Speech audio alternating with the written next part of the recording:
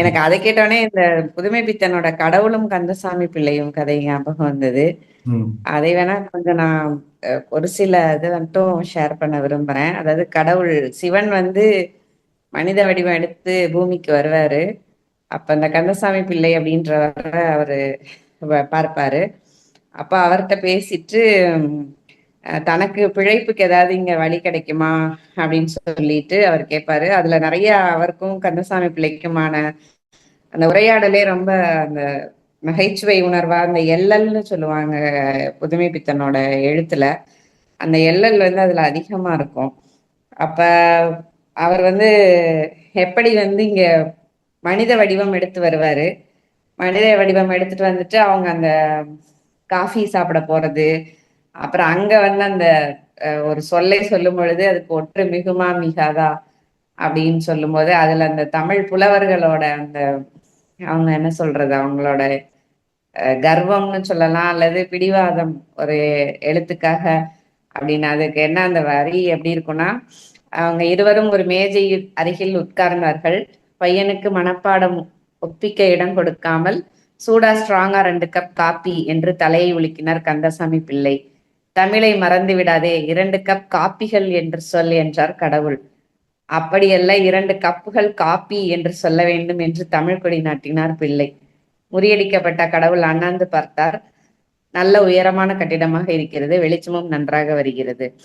அதாவது இதை வந்து போற போக்குல ஒரு எல்லாம் சொல்றாங்க. அந்த எப்படிலாம் தமிழ் புலவர்களுக்கு போட்டி வரும், கப்பு காப்பியா காப்புகள் காப்பியா, அந்த கல்விக்கு எங்க வரும் அப்படின்றத வந்து அது தேவையே இல்லாத சில நேரங்கள்ல விவாதத்துக்கு உட்படுத்துவாங்க அப்படின்றத இத வந்து நகைச்சுவையா சொல்லிட்டு போவாரு.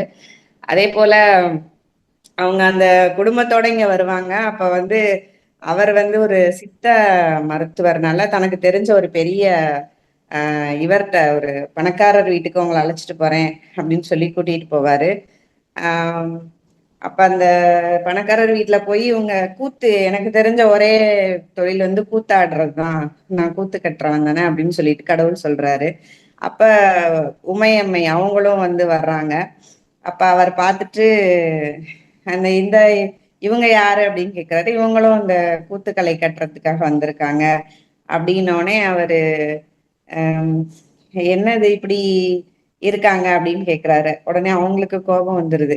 அதுக்கு அவர் சொல்றாரு, கலைத்துறையில இருக்கணும்னா அந்த கருப்பு நிறத்துல இருந்தாங்கன்னா கலைத்துறையில எல்லாம் நாங்க அவங்கள வந்து ஏத்துக்க மாட்டோம் அப்படின்ற அந்த அரசியல் இருக்கு இல்லையா, அந்த நிற அரசியல் அத வந்து அங்க பதிவு பண்றாரு. அது அது வந்து கடவுளே ஆனாலும் அது ஒரு பெண்ணாக இருக்கும் பொழுது அவங்க வந்து கருப்பு நிறத்துல இருந்தா வந்து அதை ஏத்துக்க மாட்டாங்க அப்படின்றதுதான் அங்க பதிவு செய்யறாங்க. அந்த அவர் இன்ட்ரடியூஸ் பண்ணும் அறிமுகப்படுத்துறாரு. இவர் பெயர் கூத்தனார், இந்த அம்மாளின் பெயர் பார்வதி, இருவரும் தம்பதிகள் என்று உறவை சற்று விளக்கி வைத்தார் கந்தசாமி பிள்ளை. நான் கேள்விப்பட்டதே இல்லை, இதற்கு முன் நீங்கள் ஆடியிருக்கிறீர்களா என்று திவான் பகதூர் கேட்கிறாரு. அதுக்கு கடவுள் வாய் கடவுளுக்கு வாய் திறக்க சந்தர்ப்பம் கொடுக்காமல் நாங்கள் ஆடாத இடமே இல்லை என்கிறாள் தேவி. பார்வதி அவங்க வந்து அப்படி சொல்றாங்களாம். அந்த வந்து அந்த ஸ்டோரியை கண்டினியூஸா படிக்கும் போதுதான் அதுல இருக்கக்கூடிய அந்த எல்லல் இதெல்லாமே தெரியும்.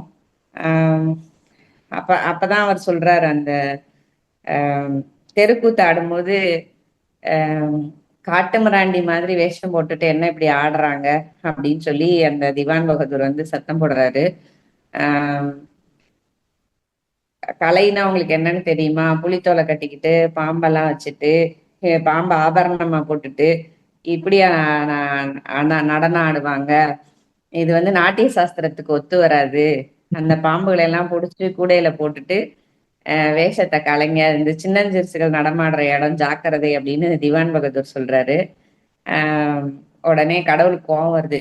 நீ ஏதோ மருந்து கொடுத்துட்டு இருக்க அப்படின்னு தான் உன்னை நான் வந்து அழைச்சிட்டு வர சொன்னேன், நீ என்னடானா இப்படி ஆளுகளை வந்து கூட்டிகிட்டு வந்திருக்க அப்படின்னு சொல்லி அவரு திவான் பகதூரையும் திட்டுறாரு. அப்ப இந்த மாதிரியாக அந்த கதை போய்கிட்டு இருக்கு. அப்ப கடவுளுக்கு கோவம் வந்துருது. நான் உங்க கூட எல்லாம் இந்த பூலோகமே வாழ முடியாது, புளிச்சு போச்சு அப்படின்னு சொல்லிட்டு உங்களிடமெல்லாம் எட்டி நின்று வரம் கொடுக்கலாம், உடன் இருந்து வாழ முடியாது அப்படின்னு சொல்றாரு. அதுக்கு கந்தசாமி பிள்ளை வந்து உங்கள் வர்க்கமே அதற்குத்தான் லாயக்கு அப்படின்னு சொல்றாரு. அதோட இந்த கதை வந்து முடியுது. அதாவது வாழ்றவனுக்கு தான் தெரியும் அங்க வாழ்றது எவ்வளவு கஷ்டம்னு. ஆனா கடவுளுக்கு என்ன சொல்றாரு, உங்களுக்கு வாழலாம் முடியாது, உங்களுக்கு வரம் கொடுக்க மட்டும்தான், நாங்க தூரமா நின்னு இந்தா பிடி வரம் அப்படின்ற மாதிரி தான் எங்களால உங்க கூட நகர்ந்து செல்ல முடியும் அப்படின்றதாக இந்த கதை வந்து முடியும். இதோட சாரத்தை நான் ஒழுங்கா சொன்னேன்னா அந்த நயம் உங்களுக்குள்ள எல்லாம் வந்துச்சுன்னு எனக்கு தெரியல. அதை வாசிக்கும் போது இன்னும் அது வந்து நிறைய வடமொழி சொற்கள் இருக்கும். ஏன்னா அந்த கால 1943 என அந்த சமயம் வெளிவந்த கதை.